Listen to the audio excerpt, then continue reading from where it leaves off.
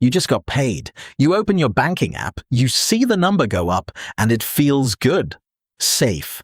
That money is yours, sitting in the bank waiting for you. At least, that's what you've been told. But here's the uncomfortable truth. The moment your paycheck lands in that account, it stops just sitting there. The bank is already moving it, lending it, and earning money from it, and paying you almost nothing in return. Banks don't make billions of dollars by keeping your money safe. They make it by using your money. In the next few minutes, I'm going to show you exactly how they do it. The spread, the fees, the credit traps, and the quiet little tricks most people never notice. And by the end, you'll know how to flip every single one of them in your favor. Let's start with a myth. Most people picture their money sitting in a vault, in a little drawer with their name on it, untouched until they need it. That is not how banking works, not even close. When you deposit money, the bank is only required to keep a small fraction of it on hand. The rest, it goes straight back out the door as loans to other people. Your paycheck might become someone's car loan by the afternoon.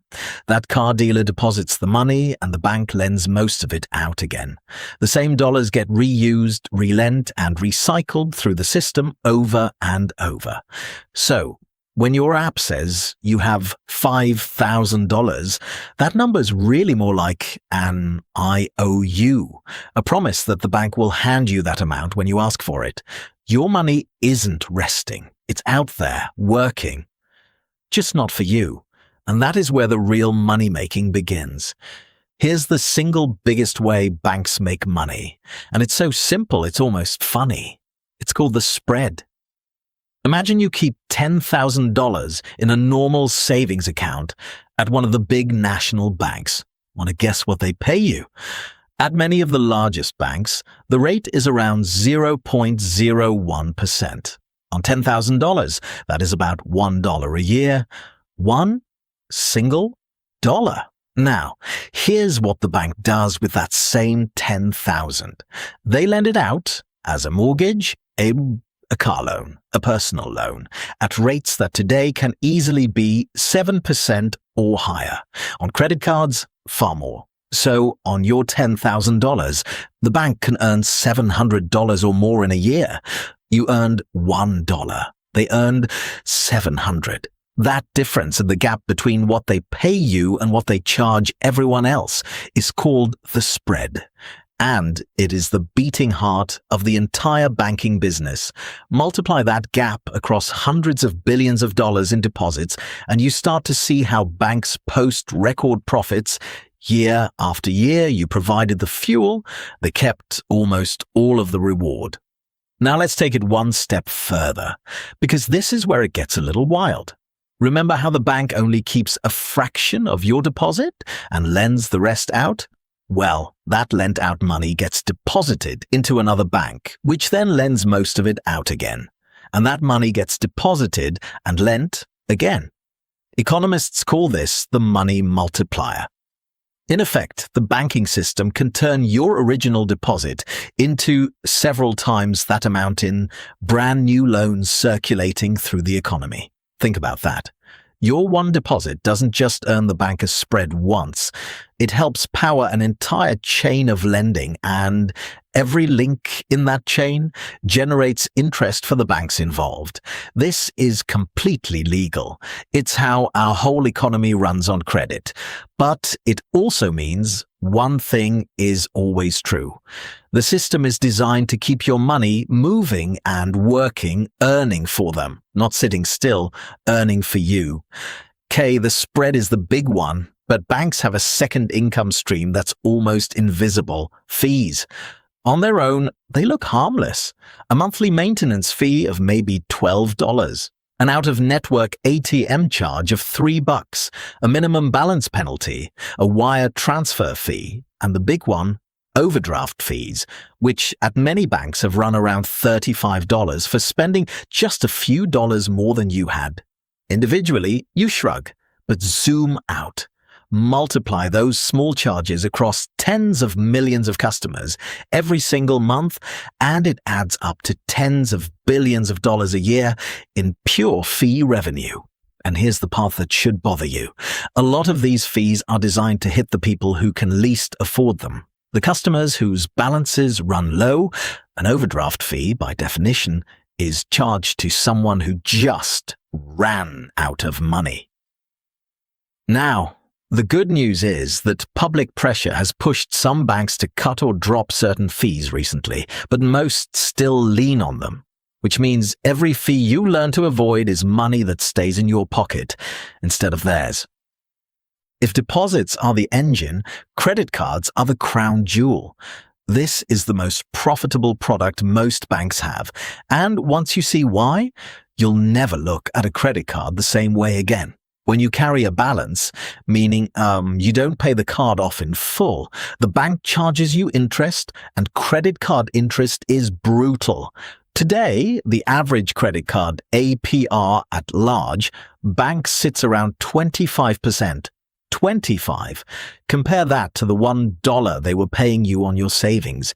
Here's the trap, and it's a clever one, the minimum payment. Every month, your statement shows a small minimum you're allowed to pay. It feels manageable. But if you only pay that minimum, most of it goes straight to interest, barely touching what you actually owe. A balance of just a few $1,000s can take years, sometimes more than a decade, to pay off, and you can end up repaying far more than you originally spent. Slip on a due date, and there's a late fee on top. The card feels like free money in the moment, but for the bank, a customer who carries a balance and pays the minimum is one of the most profitable relationships in all of finance. On that card, you're not the customer. You're the product. But let's say you're smart. You pay your card off in full every month. You never touch overdraft. You dodge the fees. Does the bank make nothing off you? Not a chance. Every single time you tap, swipe, or insert your card, the store you're buying from pays a small fee, usually somewhere around 1.5% to 3% of the purchase. And a big slice of that goes to the bank that issued your card. You never see it, it's not on your receipt, but merchants aren't charities. They bake that cost right into their prices. So, in a quiet, invisible way, you're paying a little bit more on almost everything you buy, and a piece of it flows back to the banks. Every coffee, every grocery run, every online order, millions of swipes a day, a tiny cut on each one. It adds up to a fortune.